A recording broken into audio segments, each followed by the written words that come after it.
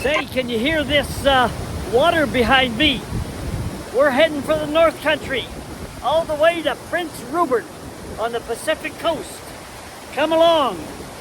People going into northern British Columbia will come from Vancouver area on the Trans-Canada Highway number 1 going north, or they'll come from the east, and they'll go from Alberta and points in eastern Canada.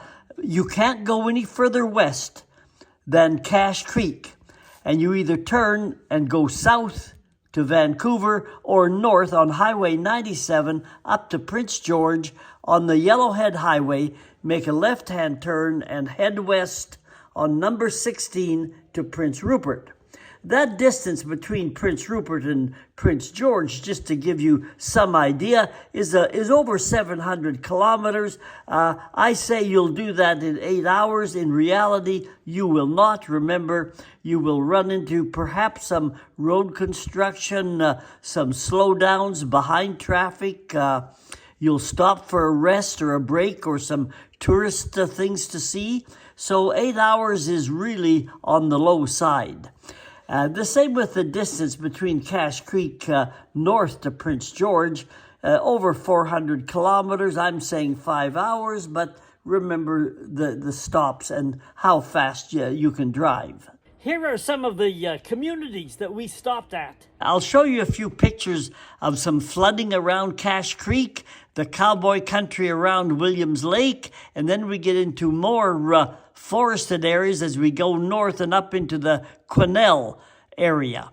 And Prince George, of course, at the turn on the Yellowhead, that is the largest city in northern British Columbia, and we followed then the Yellowhead, Vanderhoof. I made a couple of videos of the Vanderhoof area. They're separate videos, and they're in my playlist. One on Vanderhoof and the other one on a National Historic Site nearby called Fort St. James.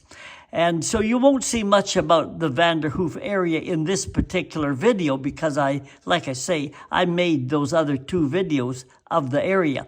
But we continued west on the Yellowhead through Burns Lake. There are other communities along the Yellowhead, but we also stopped at Hazelton, a First Nations tourist area, and we'll show you that. And then we continued right on to Prince Rupert.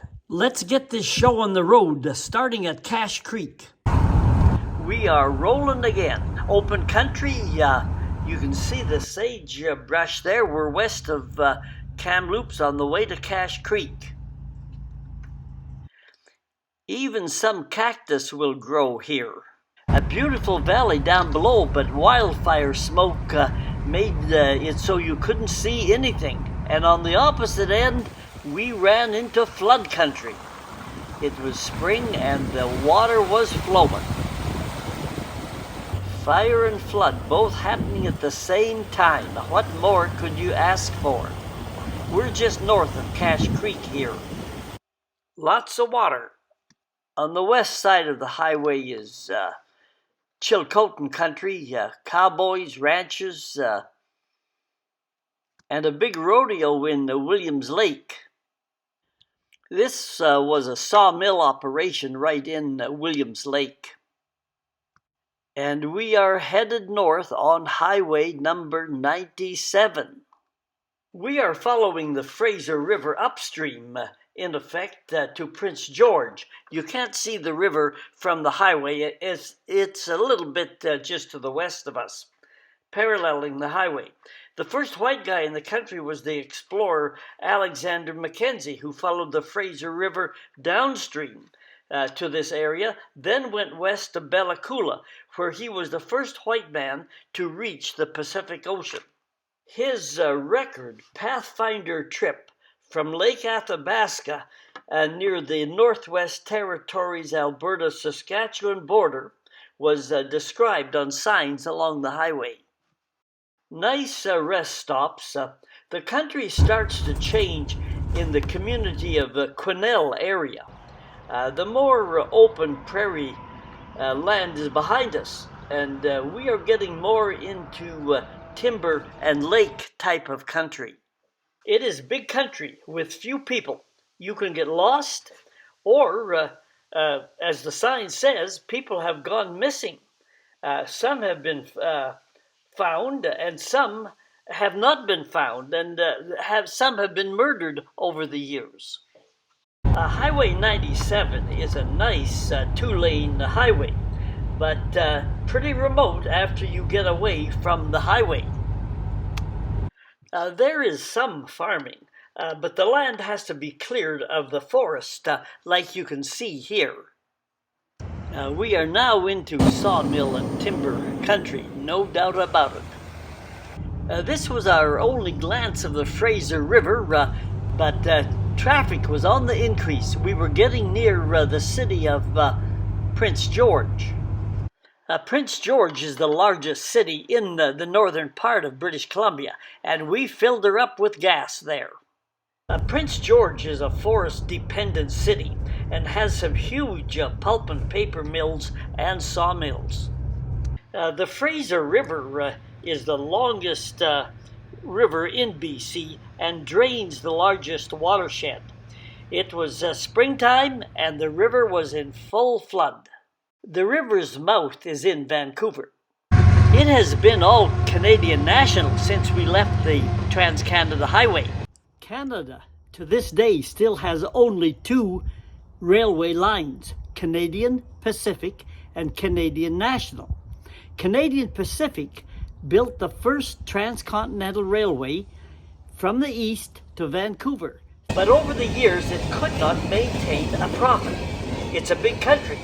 So the Canadian government came to the rescue. They formed a new railway company called Canadian National Railway.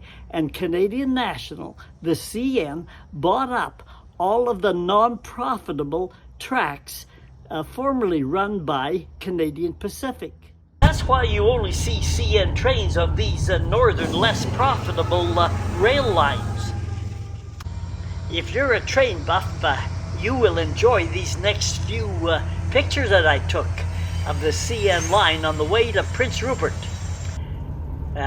Look at how close the track is to the highway, and this was often the case. The same corridor, the same route through. They probably would have built a pipeline along this same route. There's no use making a new route through wilderness and mountains. These look like grain or potash cars. And whoa, we are slowing down. Why are we slowing down here? It looks like the highway crosses the track, not at a right angle. No room for right angles. Get the brakes on. These empty cars were unloaded at the expanding port in Prince Rupert. They are double tracking the line in numerous places. Times change. The Canadian government's decision to not build oil pipelines resulted in the oil having to be moved by rail. And it resulted in unbelievable profits for both Canadian Pacific and Canadian National Railways. These are oil cars setting on hold in Prince Rupert. The oil trains are over 100 cars long and are pulled by several engines. These cars haul oil from Alberta oil fields. There has been no disastrous oil spills from the trains so far. This line, now double-tracked in some parts to the shipping port at Prince Rupert, was originally built during World War I, around 1914, as the Grand Pacific Railway. Again, when the Canadian government nationalized the less profitable lines across the country, the name was changed to the Canadian National Railway. The last car on the train, the caboose, is no longer used. These were some of the old original cabooses made of wood that you can see in some of the towns. They were later changed to metal cabooses. If you do travel this Yellowhead route, stop in the communities and you will often find the old historic train stations still in use. I think this is the station at McBride near Jasper. You can still pick up a ticket and ride the train.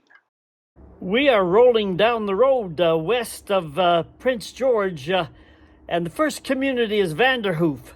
I made a separate video of Vanderhoof, and you can find that in my playlists on YouTube. Vanderhoof claims to be the geographic center of the province. Lots of bush here though, but some farming. Summer means construction, and they are always widening or straightening the road and bridges, so you do have to slow down in these areas. We stopped at the next place west of Vanderhoof at Fraser Lake. It was named after the explorer and fur trader Simon Fraser, who charted much of British Columbia. A nice lake here. This country is full of nice big lakes, and they call part of it lake country. And now we are coming into Burns Lake, so named because of a huge forest fire that blackened the area way back in the 1800s. Babine Lake is north of us, but the whole country is big lakes and heavy forests. We pulled into this rest stop for the night, and the semi behind us had both Alaska and Washington plates. This is a common route for Americans going back and forth to Alaska. They drive north to Prince George and then swing west on the Yellowhead Highway to the junction with Highway number 37. And they go north and connect with the Alaska Highway and then swing northwest to Alaska. I call this the shortcut to Alaska, and I have made a video of Highway 37, a very interesting road. And if you've got time, by all means, look at my videos and drop by Prince Rupert on the Pacific Coast. We are following the Yellowhead Highway toward Houston. Steelhead Park is right along the highway. When the big sawmill was built here in 2004, Houston claimed it was the largest sawmill in the world. But the whole BC forest industry has fallen upon hard times lately. Basically, like the fish population, the forest can not produce enough trees for the amount harvested. Retooling is being done to meet new needs. For example, new modular homes do not need longer pieces of wood that was required in larger homes. Also, laminated wood products are replacing single, longer pieces of wood. I talked to a few people about the Canadian forest industry, and I made a separate video about that, and it's on the playlist in YouTube, and you can find it there. There is some farming around Houston, and Houston claims to have the largest fishing rod in the world here. You can also see a couple of nice wildlife displays at the visitor center. We are rolling into Smithers, British Columbia. It is another forestry-based town, and it has the regional airport.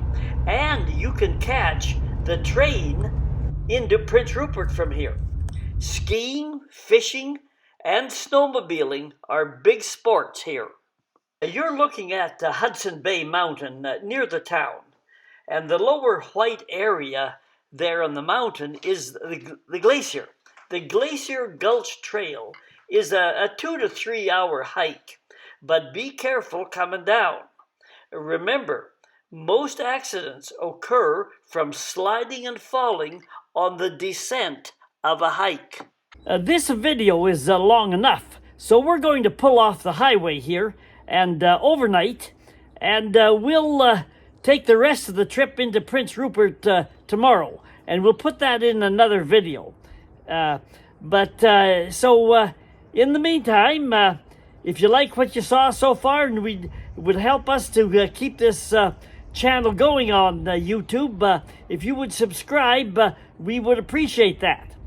And this is I Go Travel with Don Barnett. Join us in the next video. Subscribing will alert you when the next video is being posted.